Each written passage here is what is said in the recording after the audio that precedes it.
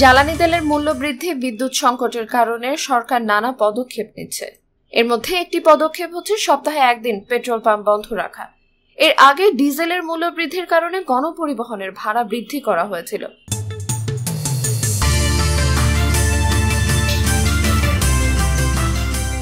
তবে জানেন কি, কোন জ্বালানিতে কি গাড়ি চলে? গাড়িতে ব্যবহৃত জ্বালানি নিয়ে হয়তো অনেকেই তেমন মাথা ঘামান না, শুধু গাড়ি ভালো করে চললেই হলো। কিন্তু মোটর গাড়ির জ্বালানি ব্যবহারে রয়েছে বেশ কিছু নিয়ম। গাড়ি দুই রকমের হয়, পেট্রোল ও ডিজেল চালিত।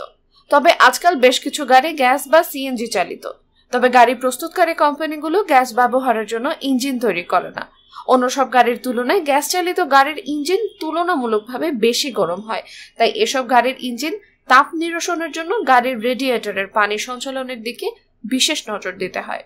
পেট্রোল এবং অকটেনকে তেলের পরিভাষায় বলা হয় যথাক্রমে পেট্রোল বা মোটর স্পিরিট এবং হাইড্রোজেন অকটেন ব্লেন্ডিং কম্পোনেন্ট। জ্বালানি হিসেবে পেট্রোল এবং অকটেনের গুণাগুণ নির্ণয়ে একটা সংখ্যা নির্ধারণ করা হয়, সেটা ওই তেলের অকটেন নাম্বার। পেট্রোলের ক্ষেত্রে ধরা হয় আনুমানিক 80 থেকে 82 এবং অকটেনের বেলায় 94 থেকে 96 অকটেন সংখ্যা। এটাও কম বেশি হতে পারে।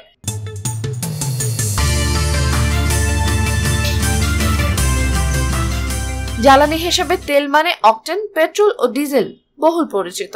গাড়ি চালানোর খরচ কমাতে দেশে বিকল্প জ্বালানি হিসেবে কম্প্রেসড ন্যাচারাল গ্যাস বা প্রাকৃতিক গ্যাস ব্যবহৃত হয়।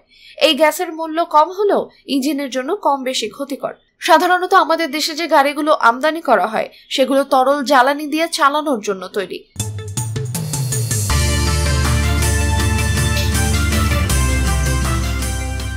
সিএনজি গ্যাস শুষ্ক হওয়ায় ইঞ্জিনের ওপর বিরূপ প্রভাব ফেলে। তেলের খরচ কমিয়ে এবং ইঞ্জিনের ক্ষতি না করে নতুন একটি জ্বালানি জনপ্রিয় হয়ে উঠছে। গ্যাসটির নাম লিকুইড পেট্রোলিয়াম গ্যাস।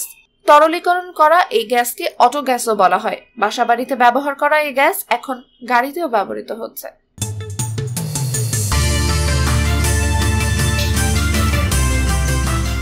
যাত্রী ও মালামাল পরিবহনে 20 ধরনের যানবাহন ব্যবহার করা হয়।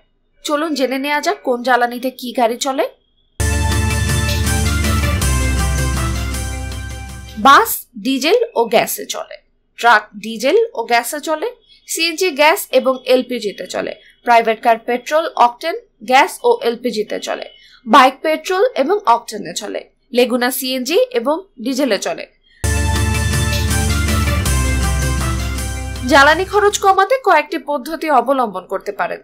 গাড়িটা কিছুটা ধীরে চালান, টায়ার প্রেসার ঠিক রাখুন, এয়ার ফিল্টার চেক করুন, সতর্কতা এবং যত্নের সঙ্গে গাড়ির গতি বাড়ান, হুটহাট ব্রেক স্পিড আপ করবেন না, গাড়ি পরিষ্কার পরিচ্ছন্ন রাখুন, ভেহিকল ট্র্যাকার ব্যবহার করুন।